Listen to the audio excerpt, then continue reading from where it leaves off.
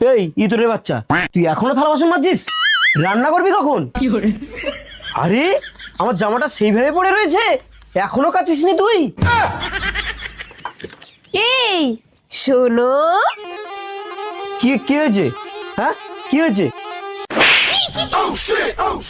হরমজাদা, 2 বছর আগের কথা মনে পড়ে?